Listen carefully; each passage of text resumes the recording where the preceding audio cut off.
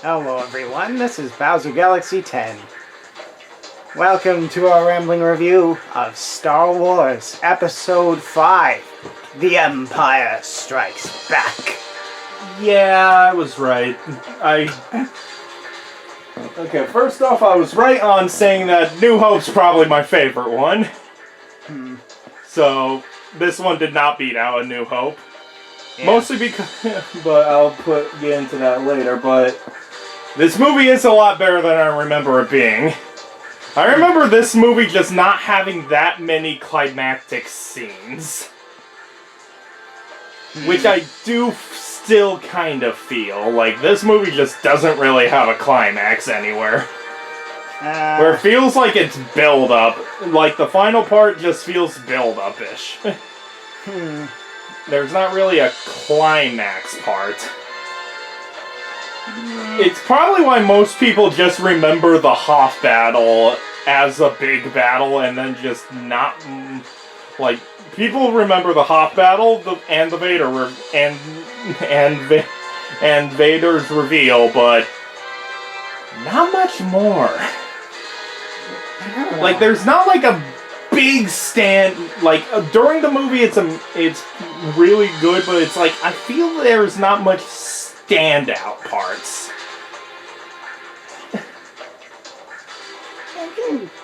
I can kind of see what you're saying with that. Like, there's not like a big part of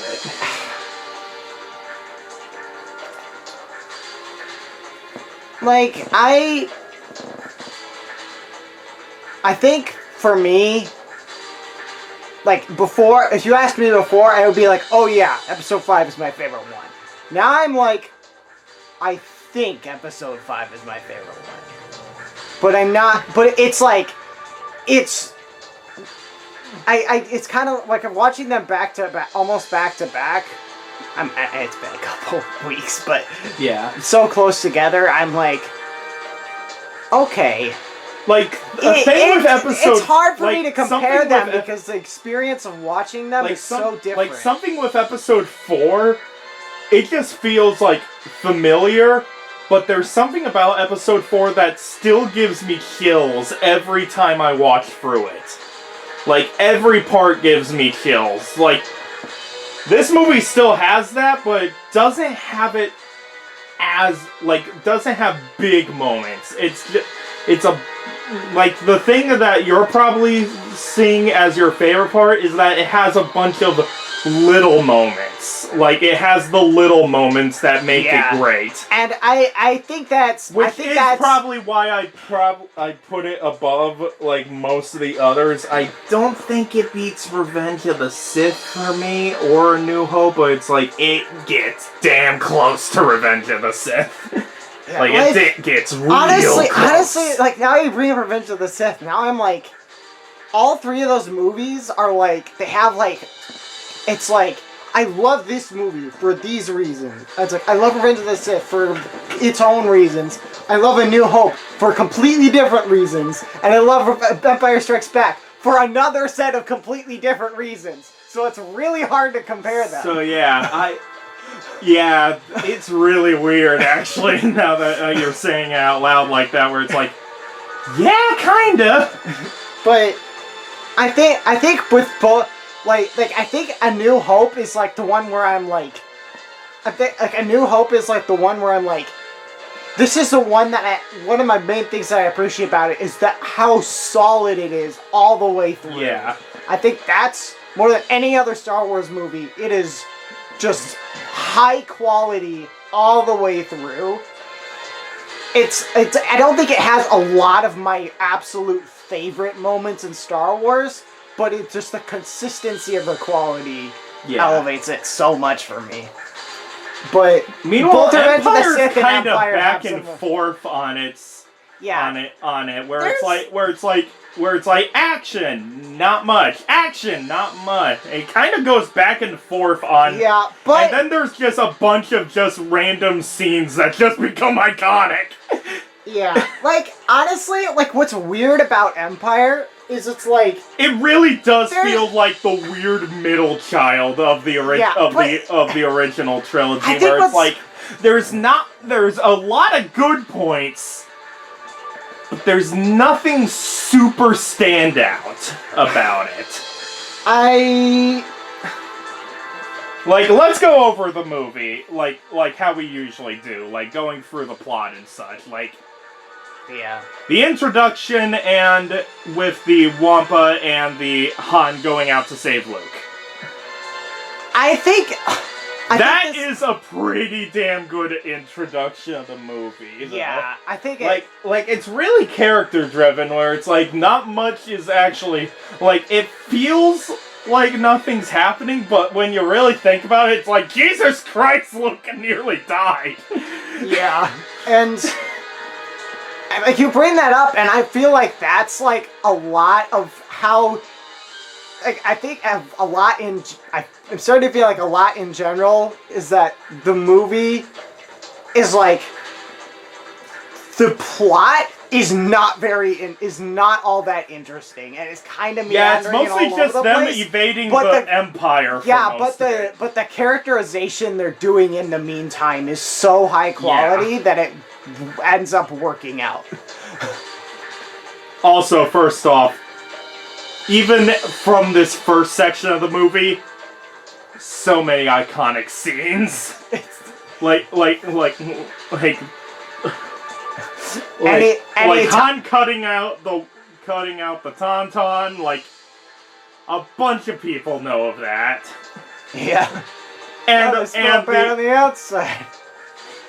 And of course, just a bunch of one-liners from Han that have become iconic.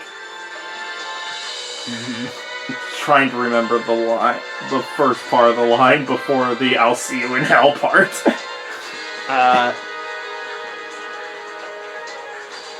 You won't make it there in time. Your tauntaun will freeze before you get past the first marker. Then I'll see you in hell.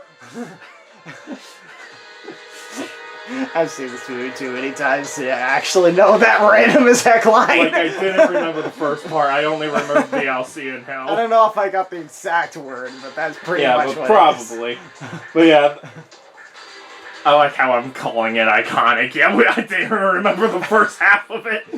The Han I'll see you in hell is the iconic Also, part. just sassy Leia near the beginning. Just everything Han and Leia in the movie is just... it's almost hard to find an interaction between the two that isn't iconic in this movie. Yeah, they're great in there, and it's kind of weird how Luke's just a side character near the beginning. He's just kind of there. Where it kind of feels like Han's the main character for a moment, where he's the one heading out to save the dude. Yeah. Yeah, they put a lot of focus on Han in this movie. Yeah. Which I do like how when sequels do that kind of thing where it's like continuing the hero's journey but also giving light to the other characters. Now that they kind of know what's working. Yeah. From the first one. And then we have the climax of the movie, Battle of Hoth. Where it's like... I don't agree with this assessment. Like not really climax, but it's like everyone, when you, for the other movies, you the big battle scene you usually think of is usually one of the last things you see, where it's like, you think of Phantom Menace, what do you remember? Darth Maul fight.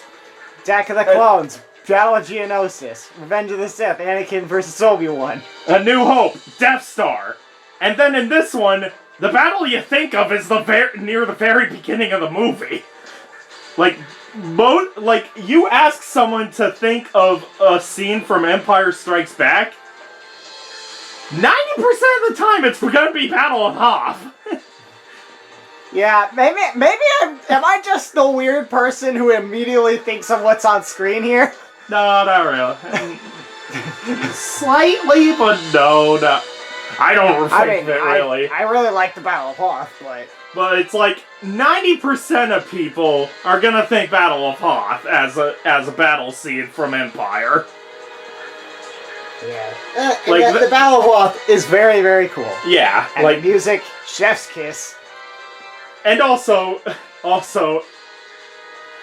God, they really like the Imperial March theme. They were like, we made gold. Put it everywhere. It works. Yeah. If it works, it works. Yep. But yeah, Battle of Hoth is great, and also what every single Star Wars video game, it feels like, has to do a quota to be like, get this part right. Yeah.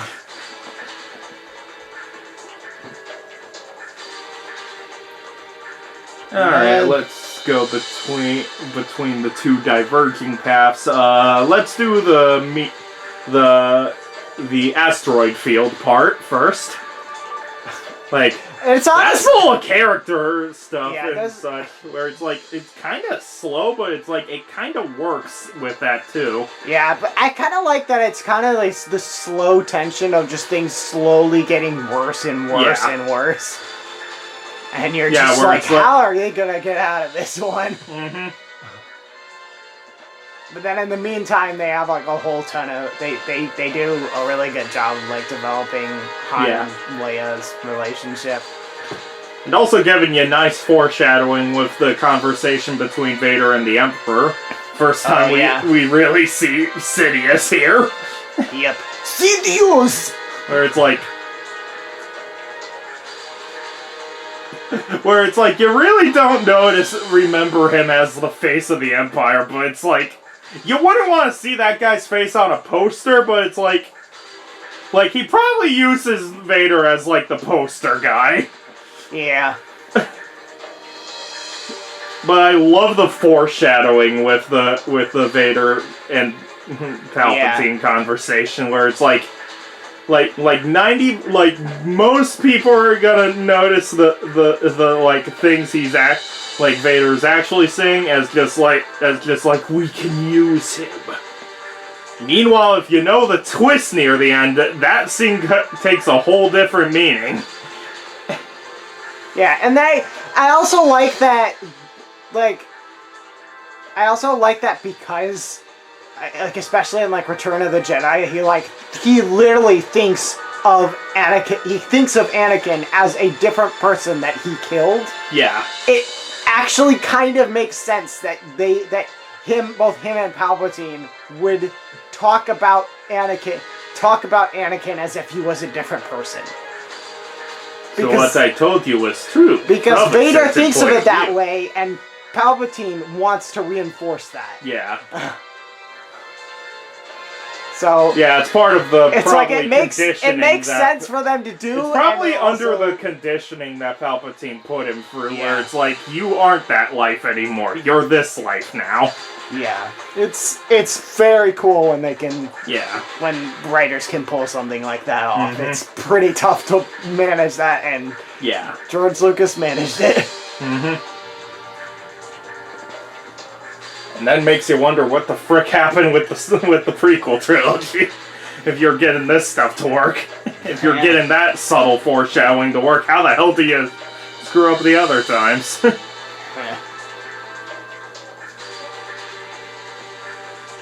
the Han and Leia stuff is really good, and 3PO just continually pissing Han off is just hilarious. Yeah. And 3PO just not realizing that he's pissing him off.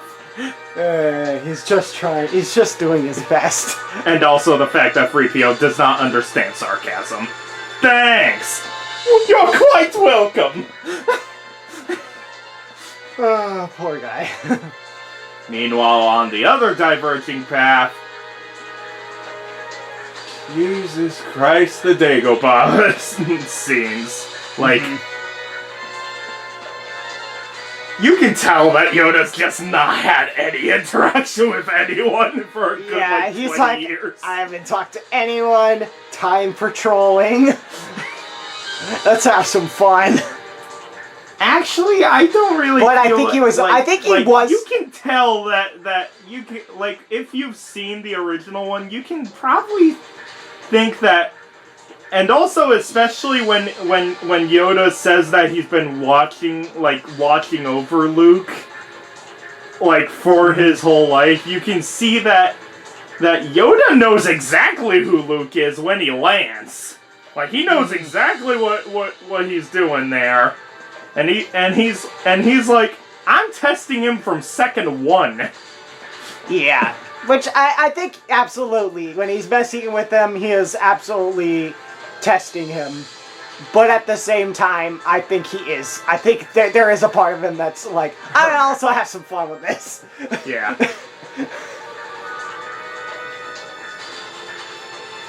But yeah. Like, he's really is just like testing Luke's part of that. But yeah. And then we get the actual reveal of Yoda being the Jedi Master is just like, oh, that's Yoda. Yeah, like, most people are cool. like if you haven't seen 1 through 3, you're like, most people are like, oh, that's oh. Yeah, it's a very well done, very cool reveal. Yeah. Like it takes a lot of people off guard. Which I like about Dagobah is that it takes a lot of things off guard. Yeah. Where it's like, you just expect Luke to just go through a montage of it and just learn it. It's he doesn't. Cool. Yeah, it's very cool to see how much he's just like one of my favorite one of the big part, like of course we have the cave part where it's like you get more foreshadowing. Yeah.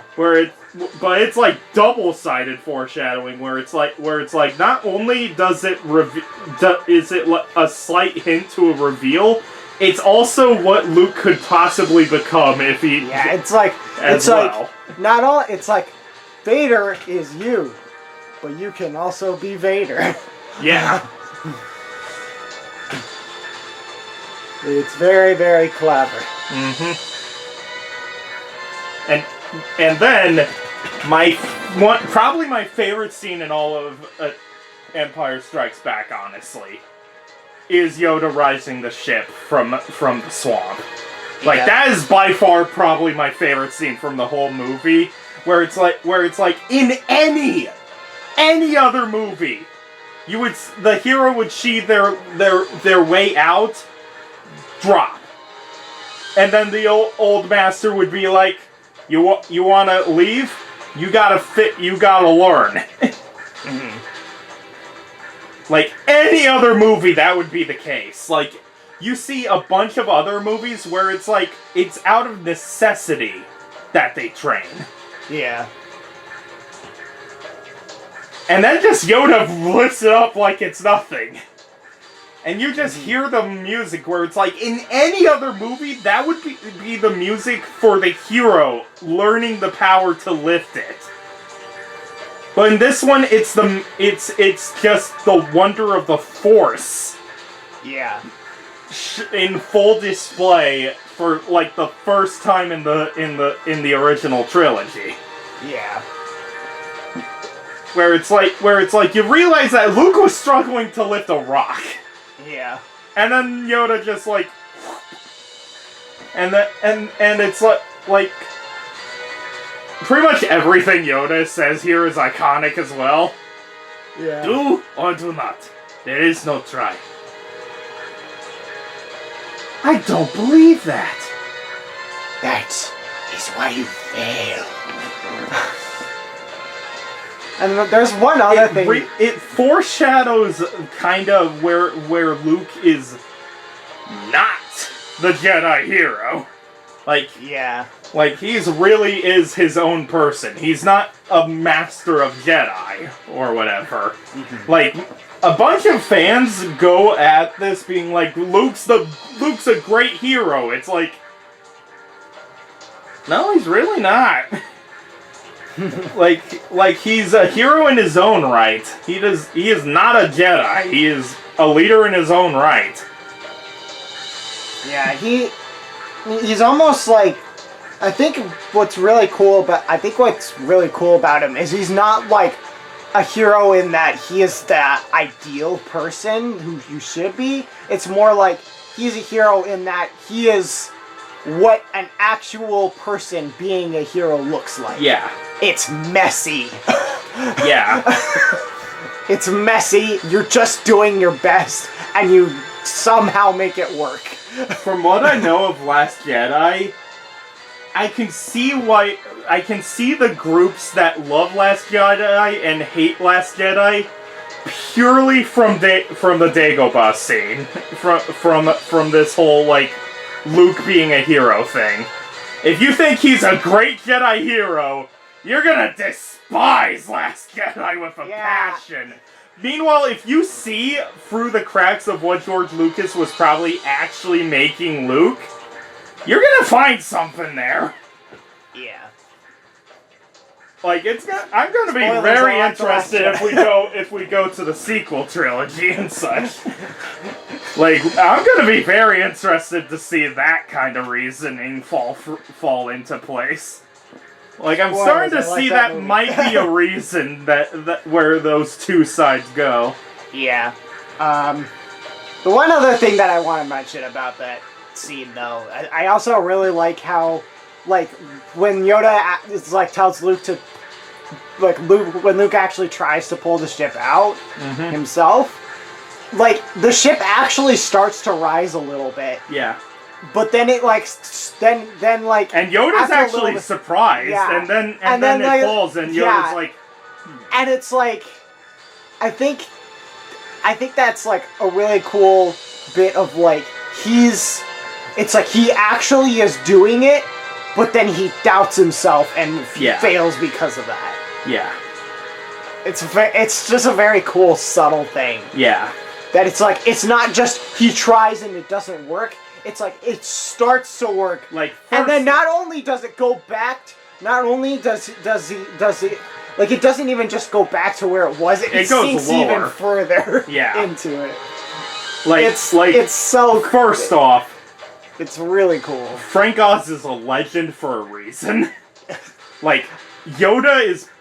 The Yoda puppet is done perfectly. It is. I was really impressed by how you can have like subtle of changes in his expression you can actually pull off. And again, he's not CGI in this one. Yeah, it's a puppet. That's a puppet. That's puppet Yoda. Yeah. I'm like, and it works. I'm like, how did you make? How do you make his eyebrows move like a person in a way that makes me recognize what he's feeling? How do you do that? He all he did was move his eyebrows, and I could tell what he's feeling. That's so cool. Yeah, you just watch Yoda's facial expressions, and it's like, yeah.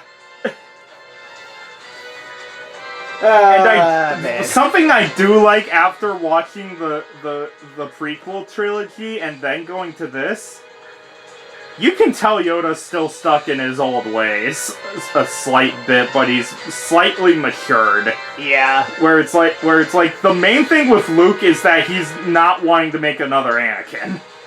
Yeah, and it's like you can like almost see, like I almost see like a couple of hints of him like doing almost this, like almost making the same mistakes he made with Anakin. They're gonna, yeah. You see the exact same mistakes. I think one of the main things is like Luke keeps asking him questions and he's just like, no, stop asking questions. Like that right there, I'm like, that's exactly you did the same thing with Anakin. Like Anakin was like, I'm having these feelings, and Yoda's just like, do Jedi things. I think that's the reason why Yoda always goes the they're too old thing. Because as a kid, you don't question it. Like, adults question things. Yeah. Like, that's something, like, that I've noticed where it's like you look at like, you realize that kids don't really question things. They're like, okay. Yeah. And then as they get older, they start asking the questions on how this all works. But if you're a kid, you just like, this is how it works. Mm-hmm. Like, it starts really breaking down the Jedi mindset, where it's like, they're taught as kids because kids don't ask. Yeah. They don't question the wonder, they just look. They see it for themselves. The innocence of a child is the one that's not questioning. Yeah, it's very cool. Yeah, it is really cool. Like, I don't think I ever really noticed that before. How that aspect that's such like a major theme of the Jedi in the prequel trilogy, I never really realized that it was in this movie. Yeah. Already. And, like that makes the whole thing feel way more cohesive, which is really cool. Yeah, something I think a lot of people, like most general audiences, probably don't notice it. Like, it's the subtle hints that the Jedi just don't work very well with adult life. Really works. Yeah. On it.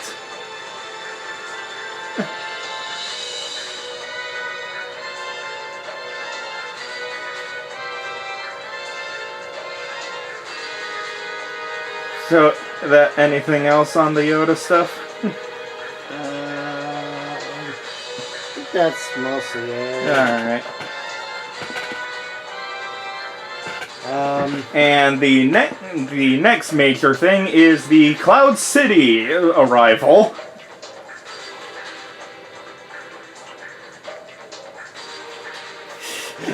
Lando's hilarious. Yeah, they do it. They do. I think they do a really good job of selling that Han and Lando have kind of a. They sell their relationship so well in like 5 seconds. Like where it's like Lando's heading up to him, being like, "Really? You show up here?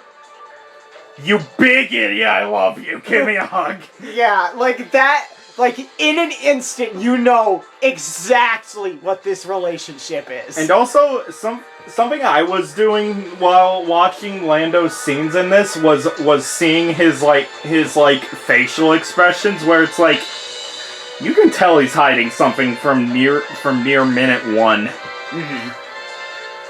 Yeah.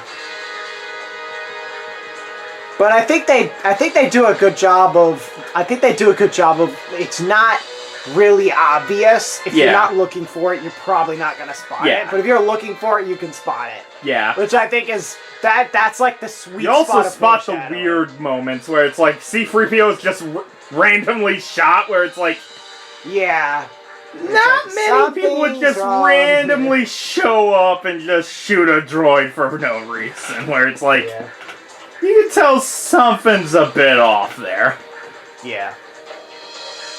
And there's also the point where I noticed where I was like, Boba's ship is just not there. Where it's like, if you saw Boba fly towards the Millennium Falcon's location, it's like, if he was still following, he would have been right behind them in the sky space. Yeah. Like, he would have been right there if he was following, and no. He already knew the coordinates where Han was going, where it's like, from what I saw, it was like, well, like, the place is pretty big, where it's like, you're gonna know what someone's heading there. You're gonna have a feeling that someone's heading there. Yeah, I mean, and also you remember that Boba ship also probably has hyperdrive, which means he can get there faster. Yeah, like I'm pretty sure what he does basically is he is like, I bet that I think he basically guesses what Han is doing. Sees that the Falcon ejected with the other things, and he's like, okay, he's going in this direction. Considering he didn't use his hyperdrive, it must be damaged, so he's gonna go somewhere where he can actually reach without his hyperdrive. He's going in this direction. He's going to Bespin. I'm gonna contact the Empire. They can use their hyperdrive to get there first. Yep. I'll just latch onto their ship on the way. And like it's really cool that they don't need to tell you any of that. Yeah. They don't need to tell you any of that. They just show Boba Fett following him, and you can figure that all out. Yep. So don't tell. So yeah. So and also I just love how Lando's getting more and more pissed with the Empire the whole time. Yeah. Like it's very cool how like I think what's very cool is like you really get the sense that Vader can do whatever he wants pretty much here, and nobody's gonna stop him. Just about. Yeah. Until the end when Lando finally has the guts to actually. Yeah, but he doesn't do it in front of Vader. That's not gonna happen. But and that's mostly because it's like if Leia gets captured, like game over. Like Empire's gonna take control of pretty much every planet. If that happens. Yeah. Also, just Chewie trying to be a mechanic for 3PO is just hilarious. He does his best without any tools. Yeah, it's like I do like how you understand that Chewie's out of his element, but not totally out of his element. I mean, he probably works on the Falcon. Like you see him at the very beginning of the movie working on on ships in the Rebel base. Yeah. Where it's like, he has an idea on the ships. He doesn't understand droids.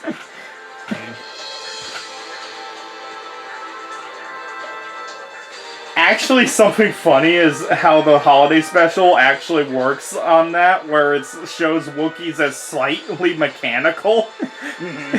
Because it also shows Chewie's son operating the one thing. Yeah. So it actually kind of works. Gosh dang it. Oh, remember the Boardman Tell thing? Yep. Where they mentioned where they actually knew a bounty hunter. Where they ran into a bounty hunter on Ord Mantell, which is literally what happens in the cartoon thing. Yep. And I'm pretty sure it's literally Ord Mantell too. Canon. Yeah, it's. And like as Boba Fett is trying to get bugs, it like all makes sense. Canon. Like, gosh dang it, it's literally canon. And you even see Boba working with the Empire in that too. Yeah, I literally never noticed this until you brought that canon. up.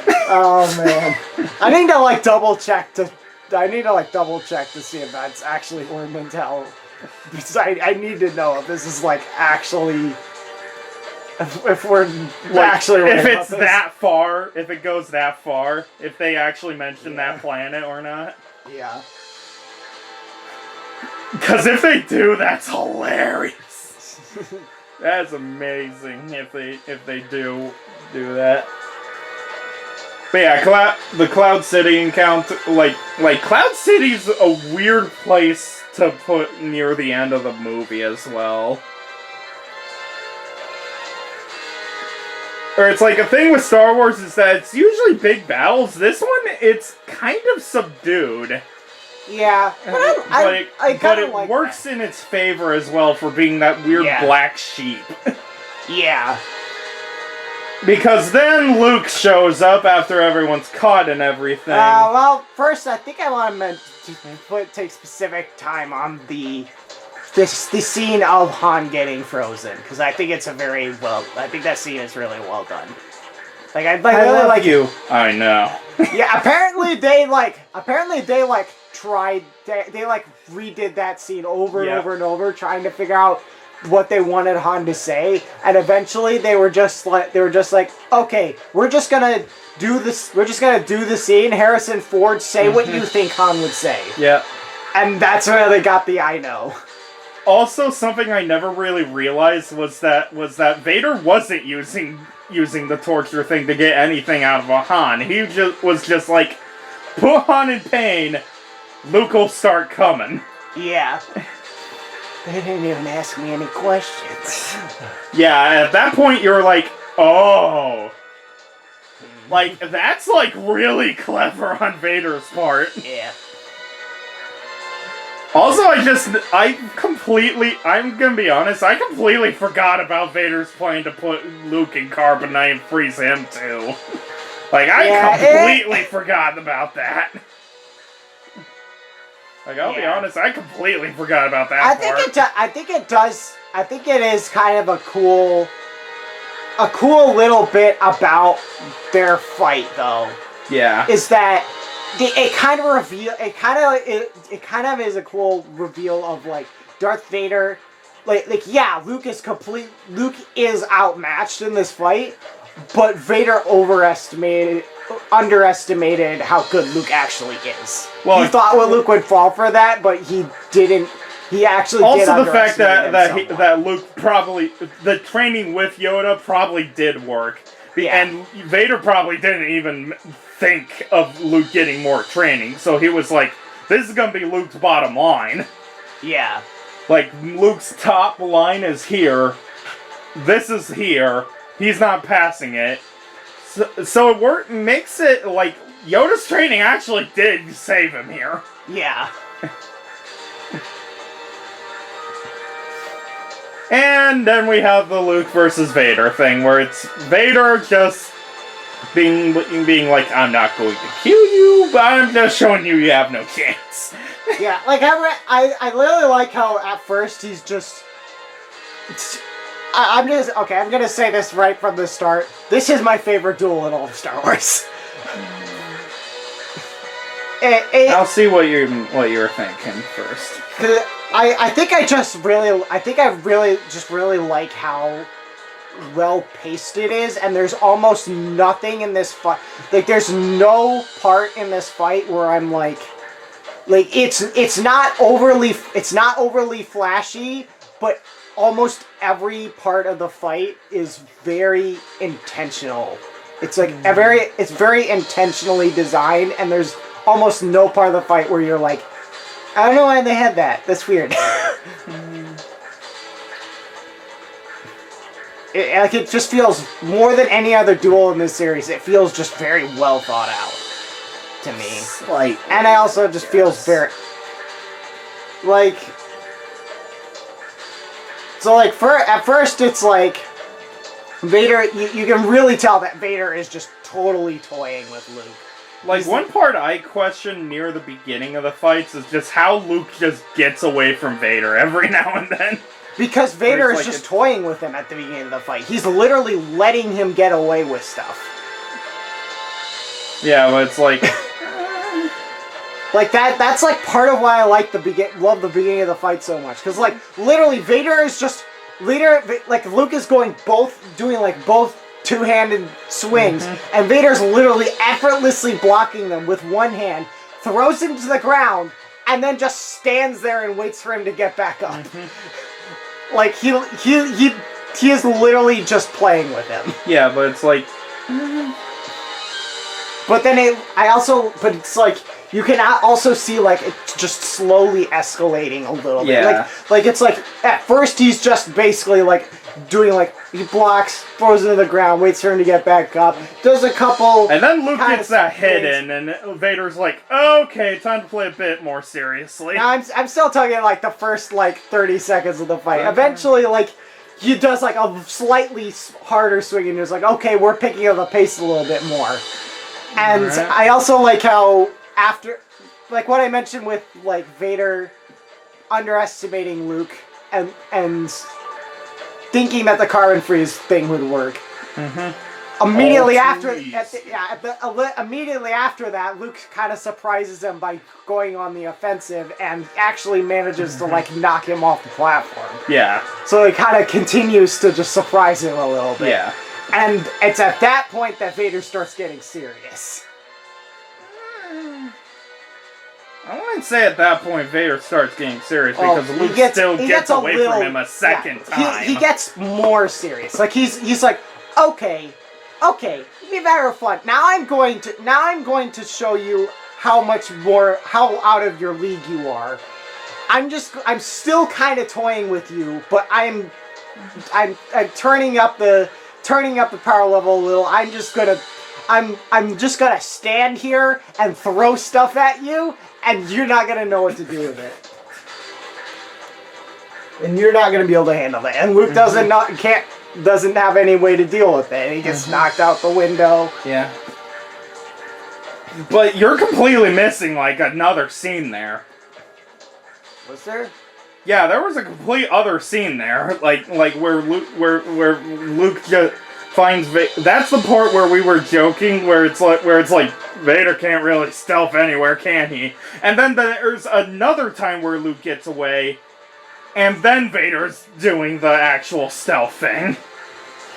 Like you're completely missing like 2 minutes there. Well, like where it's like he knocks down Vader. Well, like, I think Vader is kind of letting him get away, but not fully get away. He's pretty much toying with him all the way until at the very end when he does actual stealth, holding his breath thing. At that point, I think at that point that's when Vader is getting serious, and he's done. Yeah, but that's not until. Yeah, but that's before they get to the window part.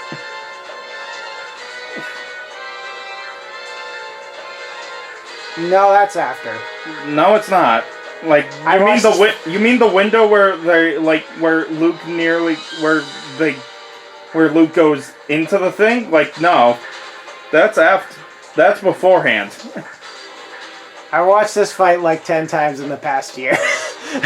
Well, I just watched it now. I also just watched it now. Whatever. I'll have to look it up later, anyway. I guess. Anyway, I just really like the pacing of the. I just really like the pacing of the fight a whole lot.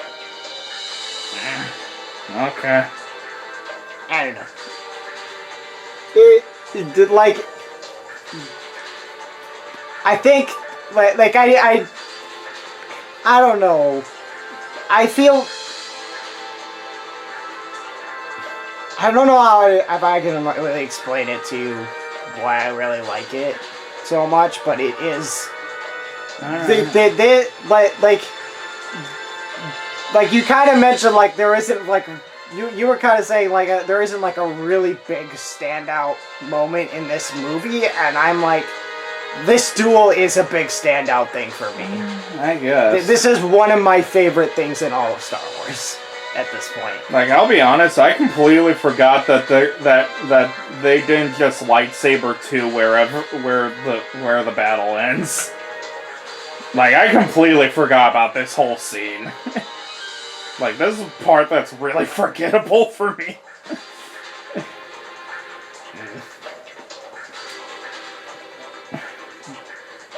But also, it's just the fact. I think it's also just the fact that I think this duel for me is what really. I feel like this is what really sold. This is like the first time we really see Darth Vader, like where it's not just like he's just kind of looming in the background, but we like see him. It's like the first time where like he is doing he is menacing in an active way. Yeah. And I think it does a really like it's I would say that like by the end of the fight where it's like when they're actually on like the catwalk and such, like whatever the balcony thing's called, I would be like, yeah, that's when I actually like get really invested in this fight where it's like Vader's easily dealing with Luke here. Where it's like, it is clear that Luke is just outmatched. Like, you really didn't see his power beforehand in the Obi-Wan fight, where he just kind of like, where it feels like it's two old men and just swipe, done. I think it's also just, I think another thing that I just really appreciate about this fight is the fact that the only other duel we had at that was the really only other lightsaber duel was Obi-Wan. And the fact that it's this much better than that one is really impressive. Yeah, I suppose. I'd probably still put Darth Maul over it. Yeah. Like, Like Duel of the Fates and Anakin versus Obi-Wan are very, very they're very like Anakin versus Obi-Wan is super intricate.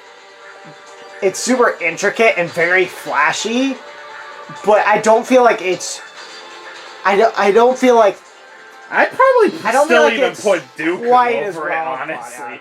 I'd probably put like Grievous still over it. Where it's like it's just the technical side, where it's like this one's just like. It honestly feels like they just didn't really have an idea on how it should work. I don't know. I feel like we're gonna have to agree to disagree on this one. Yeah. I feel like I say things and you're like, I don't know what you mean. Yeah, this has been 15 minutes of you trying to persuade me, and I'm like... I think... Yeah, this is just part where it's like completely different views, where it's like... This just kind of happens for me. For you, it's like one of the biggest things in the world, and I'm like... I'm trying to understand, and I'm just not seeing it. I think it's a lot of subtle things in this fight. Like, there's just a ton of subtle that's things. something that Attack of the Clones really seems to be doing. Like, not Attack... Empire Strikes Back. Yeah, Empire Strikes Back is trying to do things really subtly. Yeah. Like, the thing that it's trying to do is really subtle, but it's like...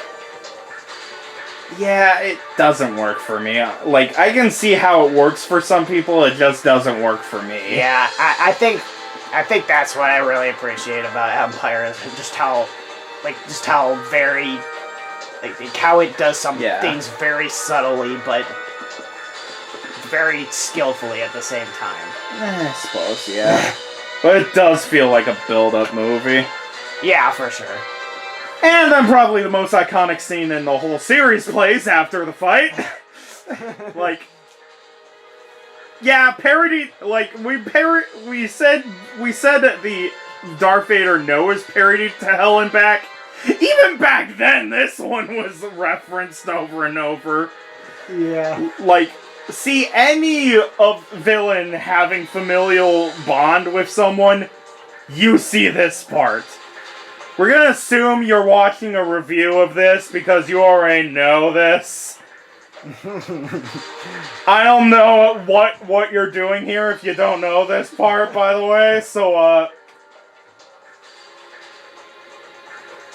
Darth Vader's parentage reveal? Yeah. It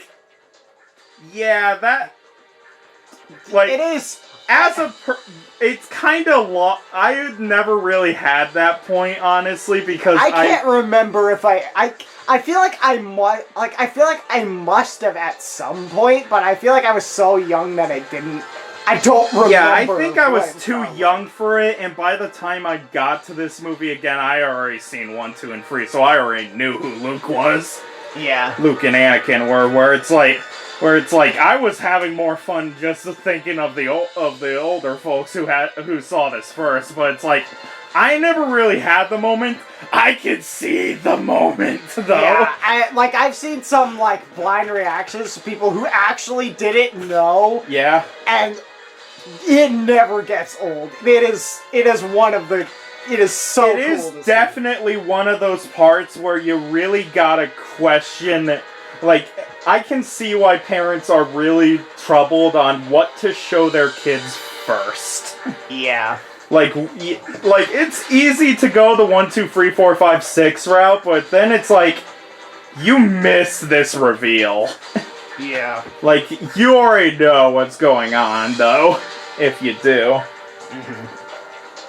But if you go 4, 5, 6... Jesus. Like, I could see this being one of the biggest moments in the movie history, easily. Yeah. It's a very well done scene. Yeah. And also the fact that they played like Willy Wonka style and just told no actor but Darth Vader about it. Yeah. That's one of my favorite parts of getting behind the scenes stuff, is just actors knowing exactly what's going on. Like that's why like a bunch like Gene Wilder did it so well. Like Gene Wilder was told everything and was shown everything. No one else was. How no one had met Gene Wilder until the Willy Wonka actually showed up part.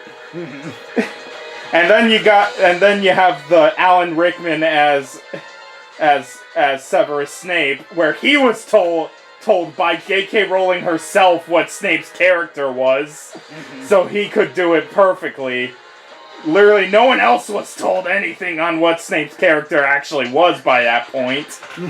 So Alan Rickman played him exactly how J.K. Rowling wanted him to. Like, you can tell that James Earl Jones is just having the time of his life keeping this secret and then just being able to say it. And then I think there is also like a thing with Avengers Infinity War where I think they literally filmed fake scenes. Fake scenes so none of the actors knew who actually died. Yeah. There's a lot of movies that have actually done that beforehand as well. Like, there's a lot of times of movies doing that kind of deal where it's like, you have no idea who's actually dead. Yeah.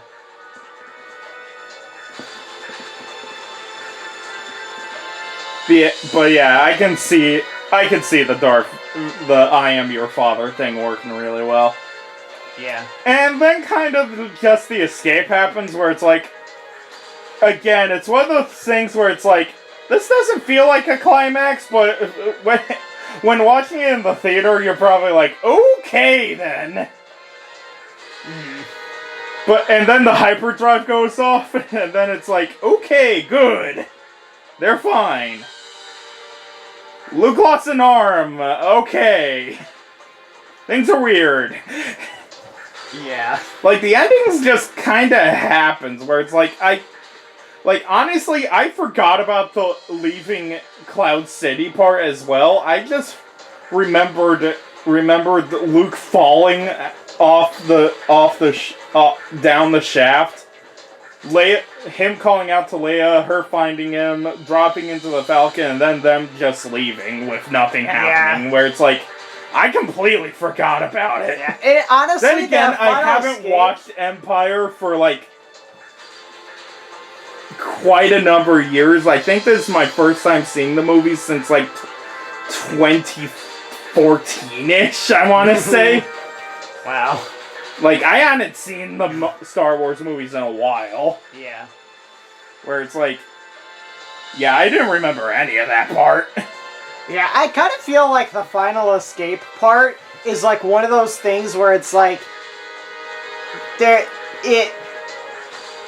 it's like you don't really notice too much that you kind of forget that it's there, but it needs to be there because you would notice if it wasn't. Yeah. Anyway, we have now 53 minutes. Yeah. So after talking it all through, I think I can say Empire is still my favorite one. I can't say that. I'd say A New Hope and even Revenge of the Sith beats it out. It beats the other two prequel movies. I can safely say that. Phantom Menace only really has the ending parts. I mean, those ones for me are not even like 3, 4, 5, and 6 are